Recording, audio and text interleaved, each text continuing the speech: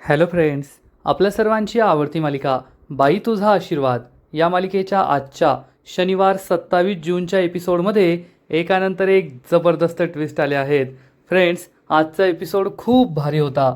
मग नेमकं घडलंय तरी काय?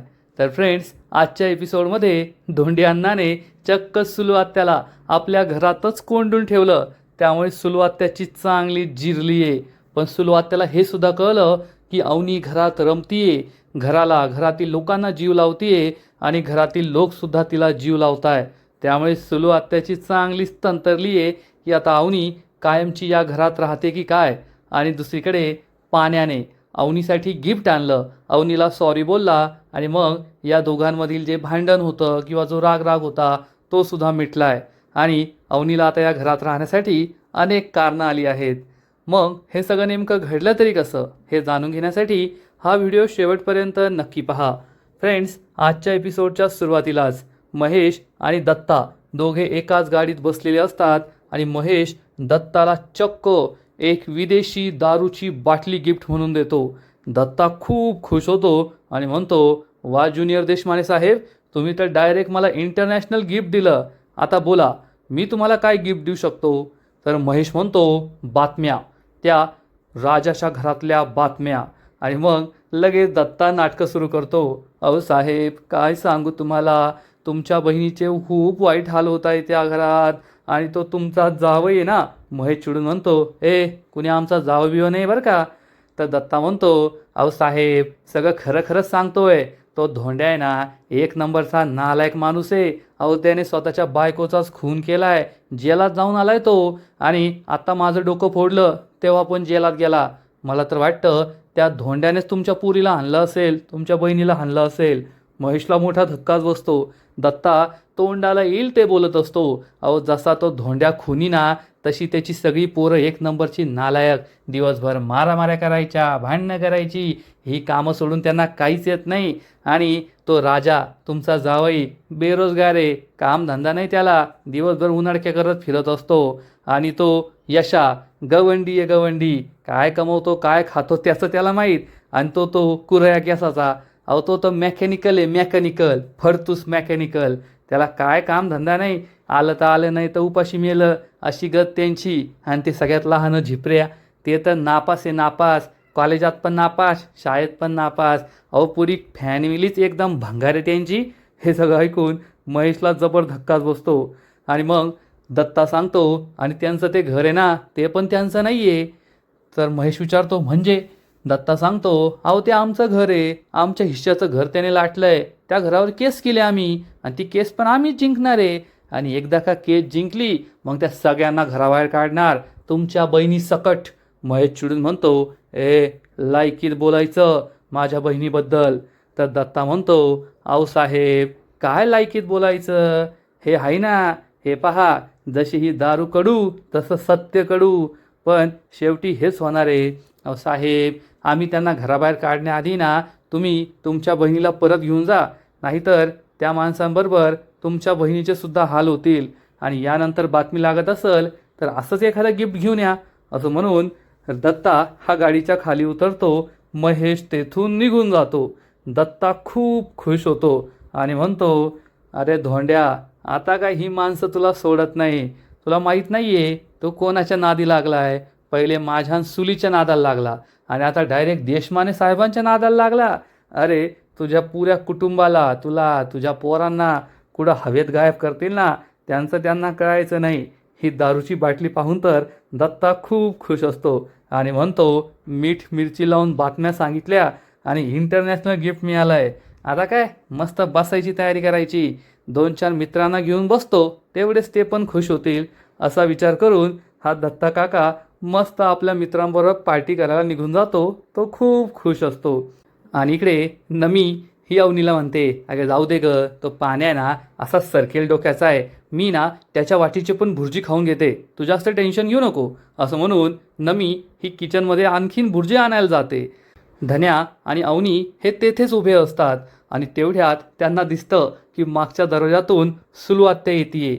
आता सुलू आत्या या नमीला शोधायला आलेली असते, पण नमीला ते माहीत नसतं. धन्या आणि अवनी पाहतात सुलू आत्याला. सुलू आत्या त्यांच्याकडे रागारागाने पाहते. तेवढ्यात नमी आणखीन अंडा भुर्जी घेऊन या दोघांसमोर येऊन उभी राहते. ती पाठमोरी असते सुलू आत्याला, त्यामुळे सुलू आत्या आपल्या मागे हे तिला काही माहीत नसतं. पण धन्या आणि अवनी खूप घाबरतात आणि तिला इशारा करतात. तर नमी म्हणते, ए मी भुर्जी खाऊ राहिले म्हणून त्या पोटात दुखतंय काय? हात काय दाखवतो? बोल ना. अरे माझ्या मामाने स्वतःच्या हाताने बनवलेली आहे, माझा तुझ्यापेक्षा जास्त हक्क आहे त्याच्यावर. सुलू आत्या खूप चिडते की ही आपल्या दुश्मनाच्या घरी येऊन, धोंड्याच्या घरी येऊन त्याच्या हातचीच अंडा भुर्जी खातीये. आणि धन्या तिला असं इशारा करतो, मागे पहा मागे, पीछे तो देखो. तर नमी म्हणते, काय मागे पाहू? तुला काय वाटतं मागे कोण आहे माझ्या? मागं मागं काय? तर धन्या आणि अवनी म्हणतात, आत्या आत्या. नमी हसून म्हणते, अरे येड्यात काढतो का? ती आत्या इथे कशाला येईल? माझ्या मम्मीची मला भीती दाखवतो का? आणि मी नाही घाबरत माझ्या मम्मीला. धन्या म्हणतो, अगं बाई खरंच तुझी मम्मी तुझ्या मागे उभी आहे. नमीला मोठा धक्काच बसतो. नमी मागे येऊन पाहते, सुलू आत्याला पाहून तिच्या पायाखालची जमीनच सरकते. नमी धावते पळते, सुलू आत्या तिच्या मागे धावते. नमी अवनी आणि धन्याच्या मागे येऊन लपते. सुलू आत्या चिडून म्हणते, अगं दुश्मनाच्या घरात येऊन खाते, मी काय तुला खायला देत नाही का? लाज नाही वाटत का तुला? या भिकाऱ्याच्या घरी येऊन खाते. धन्या चिडून म्हणतो, ए आत्या तुला तुझ्या पोरीला काय बोलायचं ते बोल, आम्हाला भिकारी नाही म्हणायचं, आम्ही भिकारी आहे का? काही पण काय बोलते? तर सुलू आत्या चिडून म्हणते, ए चोंड्या गप रे, मला नको सांगू काय बोलायचं काय नाही बोलायचं ते. आणि नमी तू एक नंबरची गद्दार एक गद्दार. नमी म्हणते, अगं मम्मी तुझी एकुलती एक आहे ना. तर नमीला सुलू आत्या म्हणते, एकुलती एक आहे पण ती पण मला धार्जिनी नाही आहे, तुला जन्माला घालून पस्तावा आलाय मला. नेहमी यांच्या घरी येऊन पडून राहते. अगं हे आपलं घर आहे, या घरावर आपण दावा ठोकलाय, आपला हिस्सा आहे या घरात. हे घर विकून तर मी तुझं लग्न करणार आहे ना, हे घर मला मिळवायचं आहे आणि तू यांनाच येऊन सामील होते. नमी म्हणते, अगं मम्मी तुला हे घर पाहिजे ना, मग तू ये ना एक काम कर, तू माझं आणि यशाचं लग्न लावून दे, मग मी या घरात येणार आणि हे घर पण तुझंच होणार, टेन्शनच नाही. सुलू आत्या चिडून म्हणते, आज तू माझ्या हातून मरती, आज मी तुझा मुडदाच पाडते, आज मी तुला काही सोडत नाही. सुलू आत्या नमीच्या मागे मागे धावते. नमी ही पुढे पुढे धावत असते आणि मग तेवढ्यात नमी ही रूममध्ये जाऊन लपते. सुलू आत्या म्हणते, नमे दार उघड नाहीतर दारच तोडते मी. आणि अवनीला खूप भीती वाटते की आता नमीचं काय होईल. धन्या मात्र हसत असतो, एन्जॉय करत असतो. सुलू आत्या म्हणते, नमे दार उघड दार उघड, आज तुझा मुर्दाच पाडते मी, आज तुला काही सोडत नाही. नमी म्हणते, मम्मी तुम्हाला खूप मारशील, मी नाही येत. सुलू आत्या म्हणते, मग मारू नाही तर तुझी आरती ओवाळू का? नमी म्हणते, हो ओवाळ ना, माझं आणि यशाचं लग्न लावून दे आणि मग आमची आरती ओवाळ. असं म्हणून नमी खूप लाजते. धन्या हसू लागतो. सुलू आत्या चिडून म्हणते, आज तू काय वाचायची नाही, आज मी तुला सोडणार नाही, आज काय करते मी ते पाहाच. तर नमी म्हणते, मी दारच उघडणार नाही. सुलू आत्या म्हणते, असं कसं दार उघडणार नाही? नमी म्हणते, अगं तू कोणाच्या घरात उभी ते तर लक्षात ठेव, धोंडी अण्णाला जर कळलं ना तर मग तुझं काही खरं नाही. दत्ता मामाचं काय केलं आठवतंय ना, तुला सुद्धा सोडायचं नाही. सुलू आत्या खूप घाबरते आणि म्हणते, अजून किती वेळ, अजून किती वेळ तू येथे राहणार आहे? निघशीलच ना कधी ना बरी बाहेर, मग तुला दाखवते माझा इंगा. असं म्हणून सुलू आत्या रागारागाने तेथून निघून जाते. तेव्हा कुठे धन्या आणि अवनीला बरं वाटतं. नमी आतमधून विचारते, काय रे धन्या, गेली का माझी मम्मी? धन्या म्हणतो, हो नमे ये बाहेर. पण नमीला काही विश्वास नसतो, धन्या चेष्टा करत असेल असं तिला वाटतं. अवनी पुढे येते आणि म्हणते, नमिता ये बाहेर, आत्या गेली ये. तेव्हा कुठे नमिताचा विश्वास बसतो की अवनी सांगतीये म्हणजे खरं बोलते. नमिता परत एकदा कन्फर्म करते, गेली ना माझी मम्मी, नाहीतर मला काही सोडायची नाही. अवनी म्हणते, हो गेली, ये तू बाहेर. मग नमी ही कशी बशी बाहेर येते आणि बाहेरच्या दरवाजाकडे पाहते. तर सुलू आत्या तेथेच दबा धरून बसलेली असते. नमी बाहेर आली आहे हे पाहून ती लगेच घरात येते, नमीच्या मागे धावते. नमी कधी अवनीच्या मागे, कधी धन्याच्या मागे, कधी इकडे कधी तिकडे सगळीकडे धावत असते आणि सुलू आत्या तिच्या मागे मागे पळत असते. मग नमी अवनी आणि राजाच्या रूममध्ये जाते आणि सुलू आत्या तिच्या मागे मागे धावत असते. अवनी म्हणते, अरे धन्या काय हसतोय, वाचव ना नमीला, नमीला मारेल ना आत्या. तर धन्या म्हणतो, अहो हे दांगटांचं घर आहे, दांगटांच्या घरामध्ये ना रोज नवीन एपिसोड, रोज नवीन पिक्चर, एंटरटेनमेंट फुल ऑन, तुम्ही टेन्शन घेऊच नका. धन्या हे सगळं एन्जॉय करत असतो, पण अवनीला मात्र काळजी वाटत असते. अवनीला खूप टेन्शन आलेलं असतं की जर आत्याने नमीला पकडलं तर नमीचं काय होणार, म्हणून ती घाबरलेली असते. तर धन्या म्हणतो, अहो कशाला घाबरताय, टेन्शन घेऊ नका. इकडे नमी आणि आत्याचा उंदरा मांजराचा खेळ सुरू असतो. कधी नमी पुढे आत्या मागे, कधी आत्या पुढे नमी मागे, आणि मग नमी ही शेवटी आत्याला चकवा देते आणि राजा आणि अवनीच्या रूम बाहेर पडते आणि आत्यासुद्धा ही रूम बाहेर पडणार. एवढ्यात धोंडी अण्णा तेथे येतो आणि दरवाजा आडून उभा राहतो आणि विचारतो, ए कावळीने, तुझी हिंमत कशी झाली माझ्या घरात पाय ठेवण्याची? तर कावळीनी म्हणजे सुलो आत्या म्हणते, धोंड्या माझा रस्ता सोड. धोंड्यांना म्हणतो, तू माझ्या घरात आलीस कशी? How do do do dare, ते मला सांग तू लवकर. धोंड्यानाचं इंग्लिश खूप भारी आहे. सुलो आत्या चिडून म्हणते, एक तर पहिली गोष्ट, हे तुझं घर नाहीये, हे माझं घर आहे. मी या घरावर दावा ठोकलाय, हिस्सा या घरात माझा, माझं घर देऊन टाक. त्यामुळे तुम्हाला विचारूच शकत नाही की मी तुझ्या घरात का आले. धोंड्यांना म्हणतो, तुला हिस्सा पाहिजे ना? अगं तू माझी छोटी बहीण आहे, शेवटी तुला हिस्सा तर द्यायलाच पाहिजे. असं म्हणून धोंड्यांना पुढे पुढे जातो आणि सुलो आत्या थोडी मागे जाते. धोंड्यांना चक्क दरवाजा लावून घेतो आणि सुलो आत्याला आतमध्ये कोंडून घेतो. आता बाहेरून तर कडी नाहीये, तरीसुद्धा तो एका कडीमध्ये बोट खुसकून तिला आतमध्ये कोंडून ठेवतो. सुलो आत्या म्हणते, ए धोंड्या दरवाजा उघड, धोंड्या दरवाजा उघड, सोडायची नाही मी तुला. पण धोंड्यांना काही ऐकत नाही.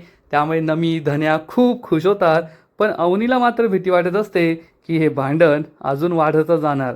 कारण अवनीला माहिती आहे येथे डायरेक्ट पोलीस येतात आणि धोंडी अण्णाला घेऊन जातात. त्यामुळे अवनी घाबरलेली असते. पण धोंडी अण्णा दारूच्या नशेत असतो आणि काही ऐकत नाही. सुलो आत्याला बाहेर काढत नाही.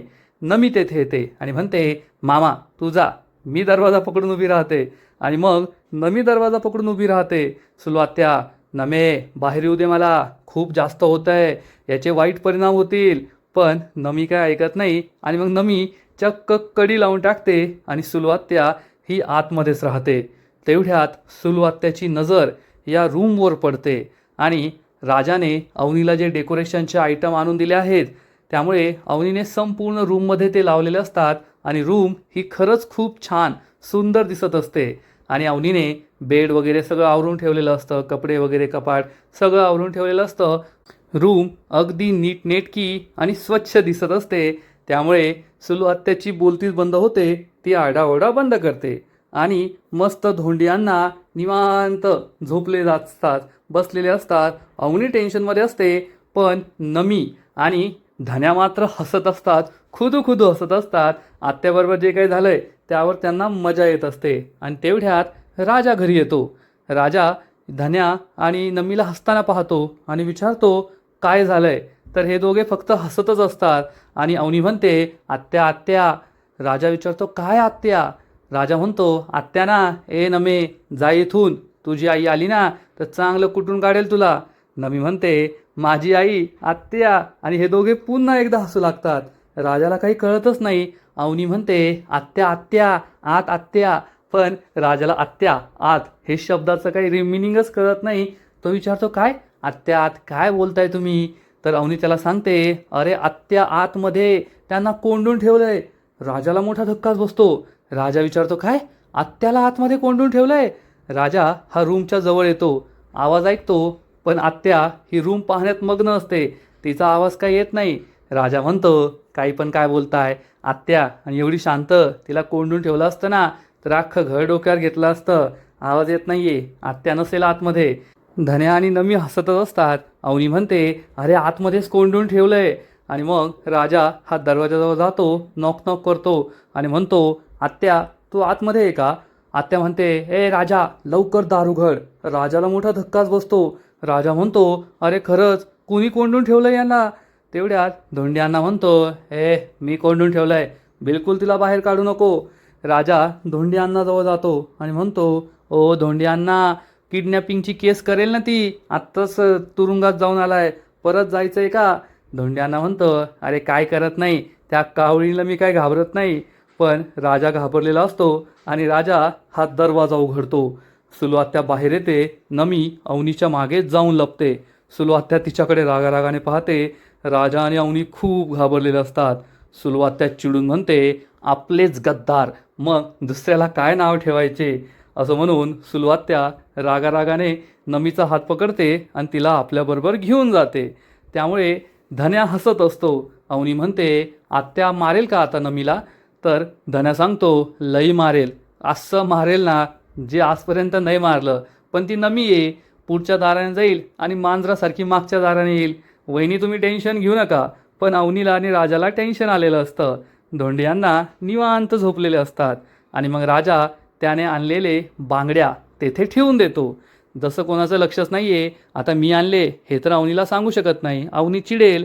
पण तेवढ्यात धन्याचं लक्ष या बांगड्यांकडे जातं आणि त्याला समजतं की राजानेच या बांगड्या आणल्या आहेत. आणि धन्या विचारतो, अरे हे काय आणलं रे राजादा?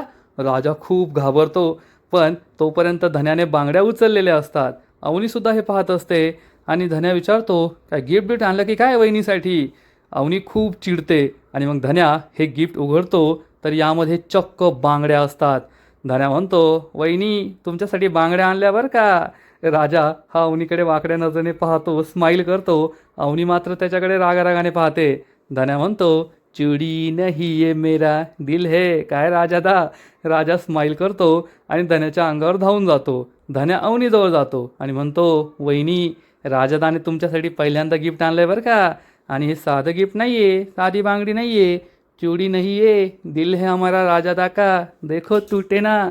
हे ऐकून राजा पुन्हा त्याच्या अंगावर धावून जातो. धन्या तेथून पळून जातो. अवनी या बांगड्यांकडे पाहते. राजा तिच्याकडे पाहून स्माईल करतो. अवनी रागारागाने रूममध्ये निघून जाते.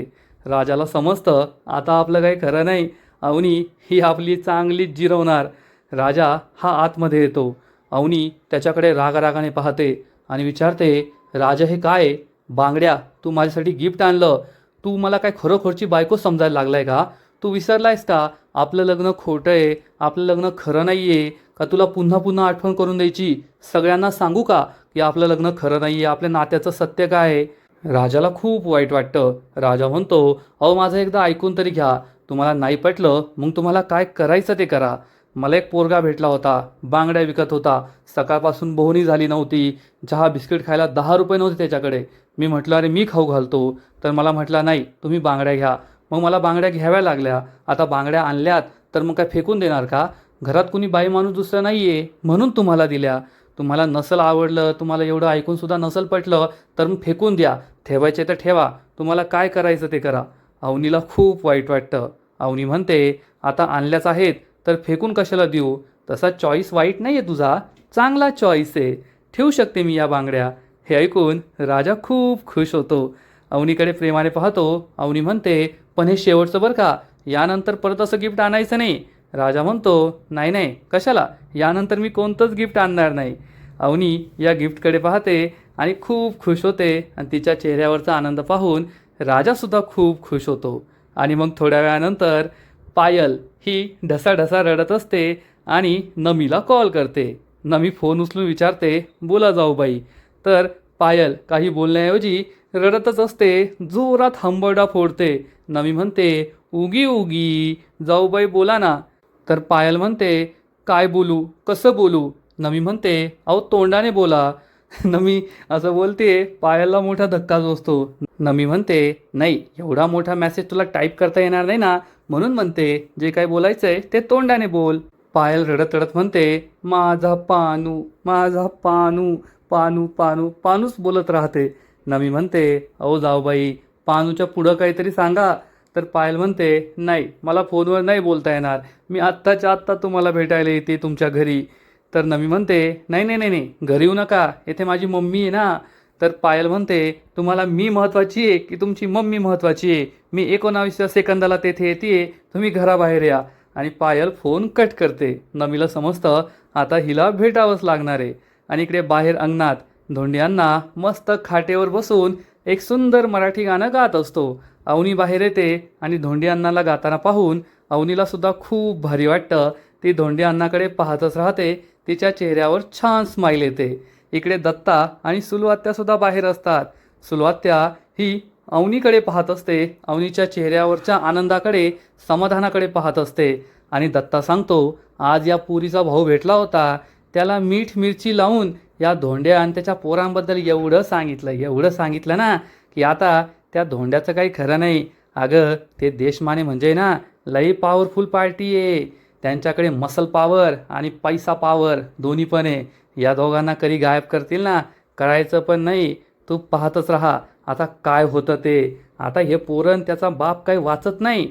तर सुलवात्याच्या मनात मात्र वेगळंच सुरू असतं. सुलवात्या म्हणते, दत्ता भाऊ मला या सगळ्यांना रस्त्यावर आलेलं पाहायचं आहे. लवकरात लवकर ही पोरगी घर सोडून जायला पाहिजे. कारण आज मी त्यांच्या रूममध्ये गेले होते. अवनी या घराला जीव लावायला लागली आहे. घरातील माणसांवर तिचा जीव जडायला लागला आहे.